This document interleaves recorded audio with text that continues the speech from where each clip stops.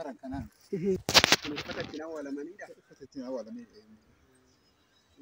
ساعتني سابع يقدر توري كان هو تركي سجارة كيستيني قابي مالي قتشني كيسان أول كان فتا أما وجوبة ثانية في باكستاني إيه ساتني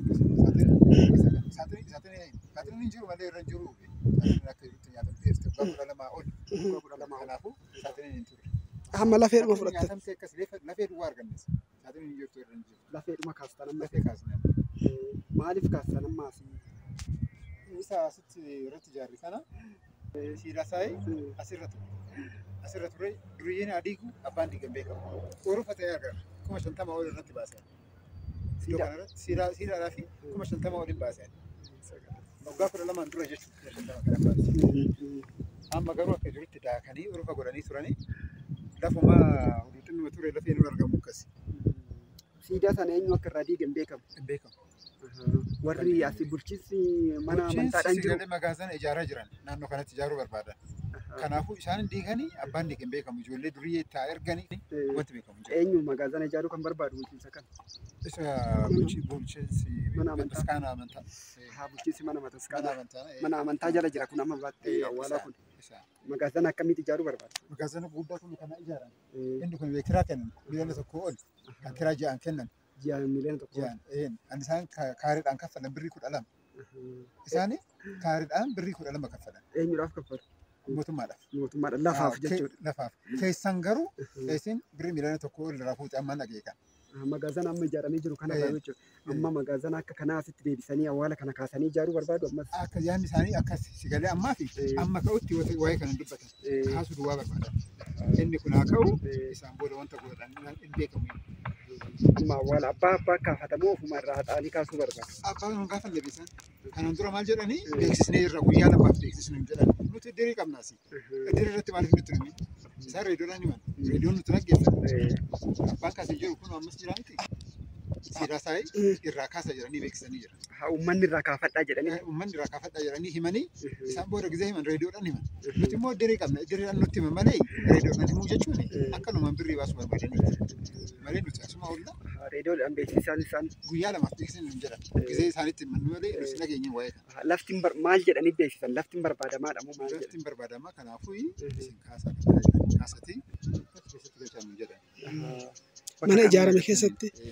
Gizee galchuun immoo suuraan isaanii akka mul'anne maaliin akka hin taane akka boolloo qotanii achuma keessatti galchan jechuudha. Bakkuma tokkotti jecha. Bakkuma tokkotti. Awwaala kana hunda mana tokkotti galchuudha. Mana tokkotti galchuudha. Galchanii jiran ammaa galchanii jiran garuu nan baasan hin dhiisu. Nan baasa. Kam galchan anasi baastan kanamu? Anasi baasne deebisanii isaanii boolloo tokko keessatti galchan. Kan hundaa'u sassaabanii akka galchan jechuudha. Ani milkeessa godheeni boolloo san keessa godhee garuu boru kaasisuu kiyyoo nan oolle jechuudha. Amma mee asii buqqistan kaleessa buqqistan kana asii buqqistan eessa geessitamne? As keessa manni jira. Taabota keessa. Maabaraan ijaarra. Bataskaana keessa. Bataskaana keessa. Innis kanuma isin ijaartan. Numatu ijaareen maabaraan jechuudha. Maabaraan iddoo tokko taanee. Kanumallee buqqisaniitu amma lafa kanatti irratti ijaarrachuu barbaadu. Kan biraa ijaaruu barbaadan sigalee. Gizee ijaaran immoo qarshiin argatan jechuudha. Magaazanas wanta ta'es wanta ijaaran garuu ijaaruu barbaadan. Lafti kun amma duratti irraa jalqabnee deemaa turre kun guutuun kan mana amantaa kanaati jechuudha. Manni ganda tokko ta'u kun.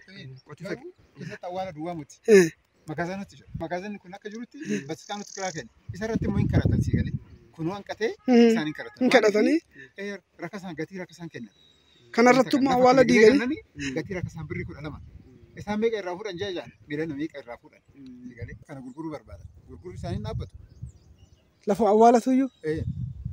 Lafti kun lafa keessan ture dur. Lafa keenya qotiisa abbaa kiyyaatti inni kun anirra dhaabbate jechuudha. Lafa qotiisa keessan ture. Akka jirutti kun durti kun hundi anisaati.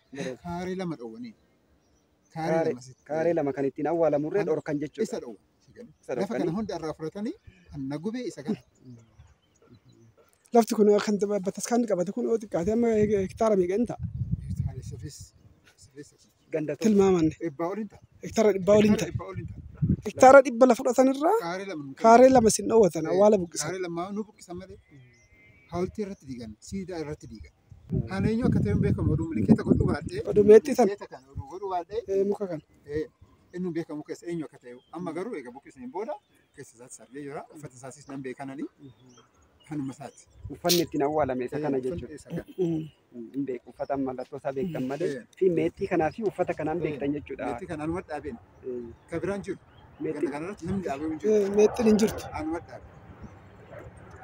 Guyyaa awwaalaa ana dhaabeen. Bakki tun amma lafti addaa ishee maal jedhamti? Iddoon tun Fincaa jedhama. Fincaa. Lagni isaatu fincaa jedhama. Dhabeen kan biraati. Lagni asiin gaditti.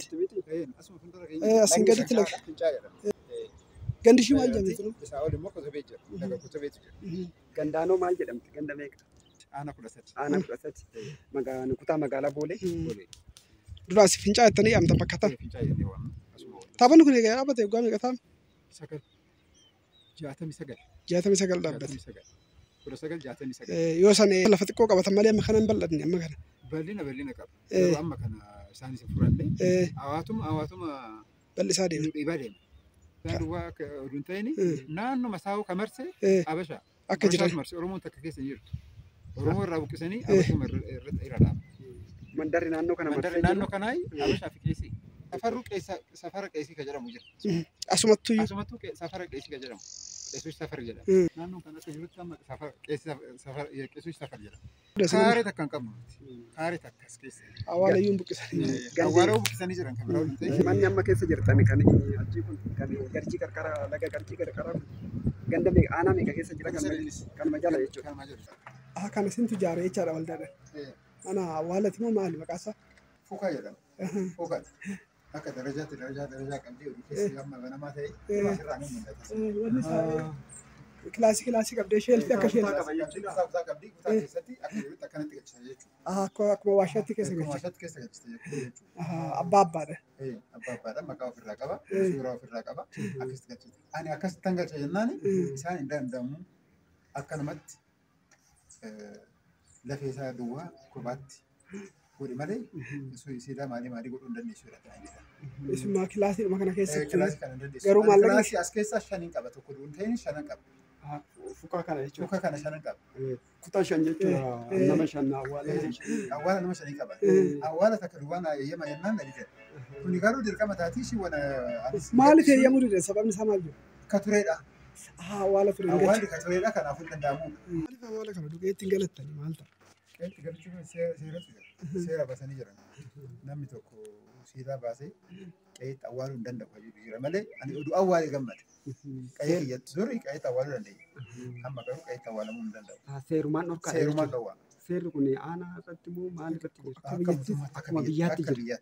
Akka biyyaatti jira. Namni gizee du'ee qabeenya irra dhabee mootummaatu fudhatee awwaalan malee qe'eetti awwaalamuu hin danda'amu. Kanaafuu ammoo ujuba warra keessanii kan baastan kanaan abbaa keetii kan baaste kana amma galtee qe'eetti nan ijaaradha qe'eetti nan galadhee awwaaladha jettee hin dandeessu. Awwaala seera si gaafatan. Dirqama sitti fiddee awwaalta jechuudha. Amma kaleessa awwaala sana achi buqqistaniirtu. Achi buqqistanii amma as fiddanii magaazana kanatti. Magaazana kana keessa galchine. Kun garuu maallaquma keessa ni ijaara. Maallaqa keenya kuma 45 olitti baasnee irraa gara amma kuma 20 takka barbaachuun isaa waan olle ta'a. Akka maabara kun. Amma maatiin nuti awwaallee beeku as keessatti. Kan abbaa keessanii kana amma fudhachuu didan kanarratti. Maaliif ka tureedha jedhan. Turuusi suuraa isaa nuti isarra godhuu sila barbaannufu dirqama. Seerri isaatu dhowwuu hin danda'an isaan. Guyyaa shanaa bulu, waggaa shanaa bulu, waggaa 20 haa bulu, ani fidee teechisuu danda'a. Kan abbaa kiyyaatti. Si galee. Kanumaafan galees beeku. Ani kana keessa maabara kana keessa. Amma keessa keessanii amma lafee abbaa keessanii achi amma as keessatti galchine. Amma yeroodhaaf eessa keessa nama? Akkanumatti boolluun tokko jira, boolluun guddaan tokko jira. Isa keessa boolu. Akkan wayii martanii. Maadabaraadhaan fi carqiidhaan maramee taa'ee jira. Huccuudhaan martaniitu lafee sana teechisa. Lafee sana teechisee jira. Ganaa mormachaa jirtu amma fukaa kanatti akkasii amma sanbata guddaatti murtii tokko dabarsan jechuudha. Murtii eeggachaa jirtu. Murtii eeggachaa jira.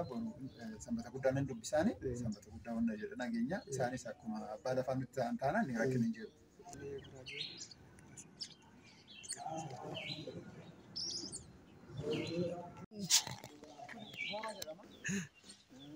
Lagni kun immoo as gidduu kan jiru fincaa'eedha. Garas immoo kotobee. Koleen asii. Koleen sirraan. Kan xiyyaaraa asii. Garri qamoo mul'atu sun hin xoxxadha. Inni hin xoxxadha.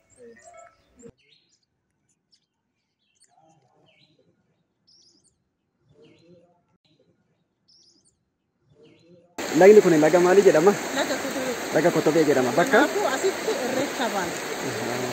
Irreecha asitti ba'a. Gurguddaa wajjin abbaatii gootan isaan wajjin asitti irreessa godhana waaqa ta'an.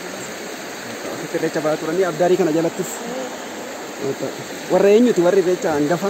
Hangafni Baalchaa Tufaati. Baalchaa Tufa. Warra Baalchaa Tufaati jechuudha.